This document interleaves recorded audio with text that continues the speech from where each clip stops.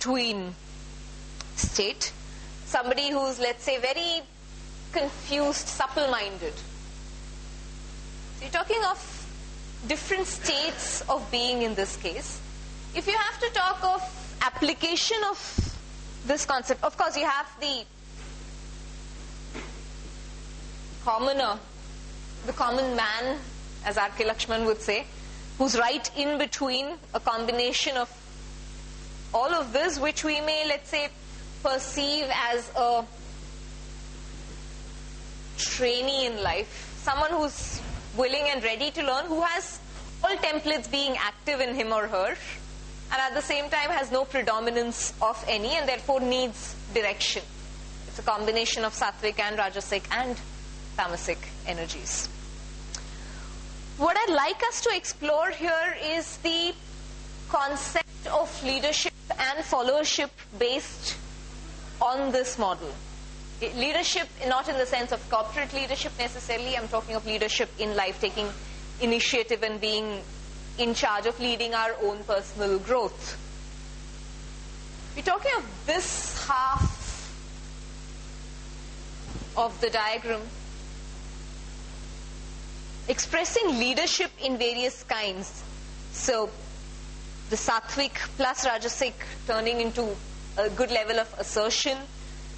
You have rajasic, which is pure aggression, and you have a slight combination of aggression and tamasic leadership, which borders on the political aspect of the human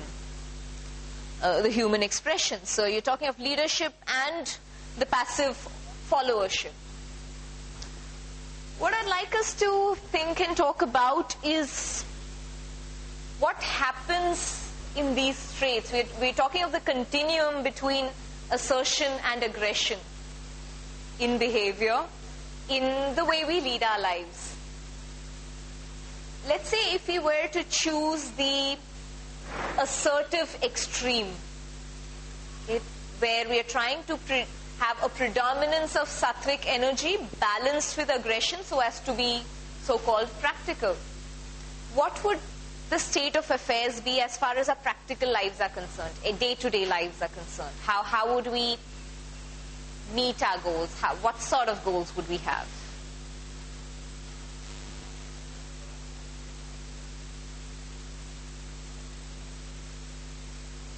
You're talking of a predominance of sattvic energy in the sense good intentions, balanced by knowledge and acknowledgement of practicality. What is the sort of outlook we would have towards life? Not spiritual. And why would you say that? Okay. Okay. So not spiritual in the sense of not being passive? Is that what you mean?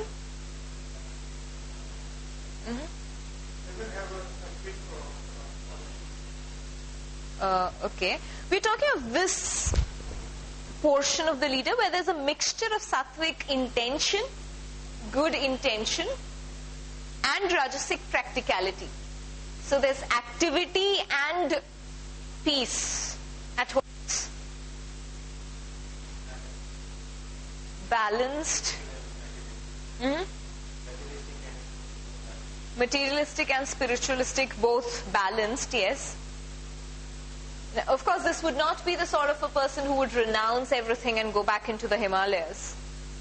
What kind of a let's think of all the world leaders that we have known. Who do you think comes close here?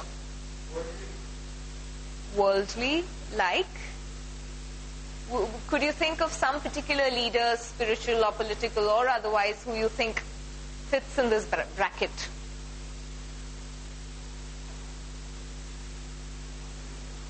Let's think of an Abdul Kalam or a Mandela or a Gandhi or a Buddha for that matter. Swami Vivekananda, yes, to a great degree, because he was definitely predominantly sattvic, but then he ensured that he translated that for the rest of us. Yes, a good example here. And then he eventually did transcend into the Sattvic. Yes, that's a good example. Anyone else? The Dalai Lama, yes, excellent. That's an excellent example where we're talking of a balance of bringing down spirituality from the Himalayas into the roads of Mumbai.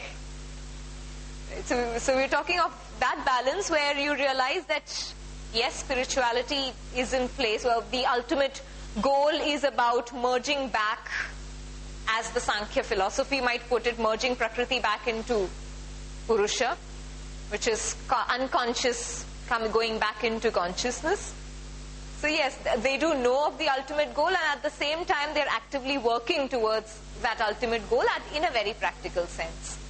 So yes, that's the assertive state of being. What about this in-between state? Or okay, let's go to the other extreme and then come back here. How about this, the Rajasic and Tamasic qualities expressing as aggression? What kind of people could we think of?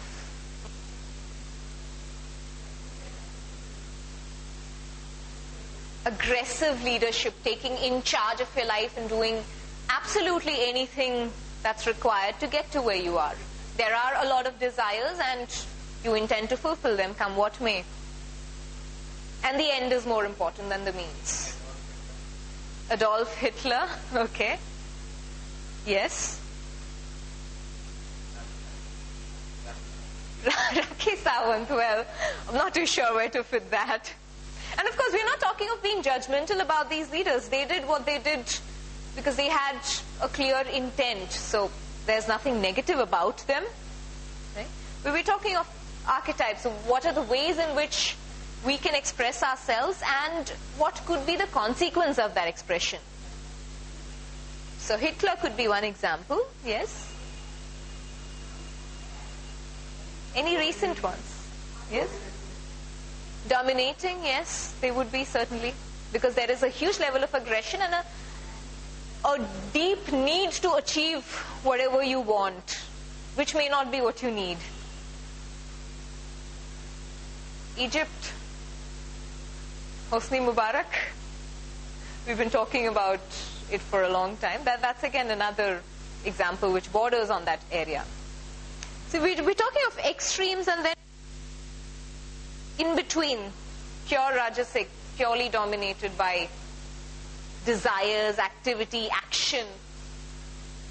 What kind of people are we talking about? There's a constant need for action. These are not people who can sit back and be at peace. They would need to do something or the other all the time. Anil Ambani, okay. Mukesh Ambani. Okay. Yes, the aggressive businessman or even a sports person for that matter who has an unquenchable thirst for doing and achieving and getting into that loop. Right? So we're talking of two different levels. Now, is it possible for us to transcend from one level to another? And when I say level, it's not necessarily top down. We're just talking of different states of being. Assertion, aggression, and in between. And we as human beings tend to be normally in one state, but we do tend to move between states. Would you think one of these states is better than the other? And if so, is it possible to move? Is it possible to keep shifting?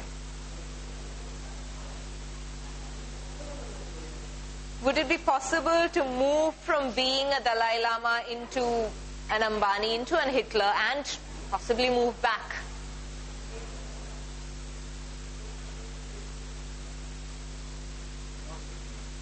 Not easily, okay. But is there a possibility of shifting states? There is definitely a possibility, and in fact, that's the whole idea of evolution. Evolution in a larger humanistic sense and even in an individual sense is about that shift where we may start at a particular point in time and we keep moving across that continuum till we find a state of balance, eventually moving towards the sattvic state of enlightenment where there's no need for any more expression because we merge with the consciousness. Okay. So the point of discussion here is about how do we get into that state of assertion, and why should we not ideally be in a state of aggression? What are the disadvantages and advantages here?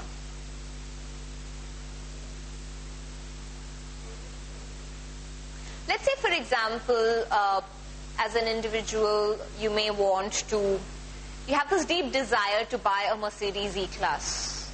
Okay? It's fine to have that desire. Now, there are different ways of approaching the desire. What could those different ways be? The ultimate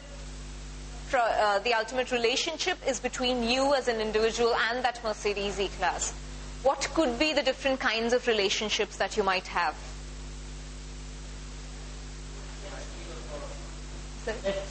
Beg, steal or borrow, which means you want it, right?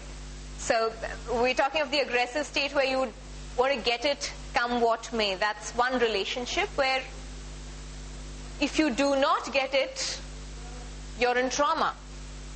Not because anybody else says you don't have it, but because you have this internal desire to prove your achievement with an object which is external, for example, a car. What could be another possible relationship between you and the car? One is, yes, beg, steal and borrow. You have to get it. No choice. What could be another way of looking at it?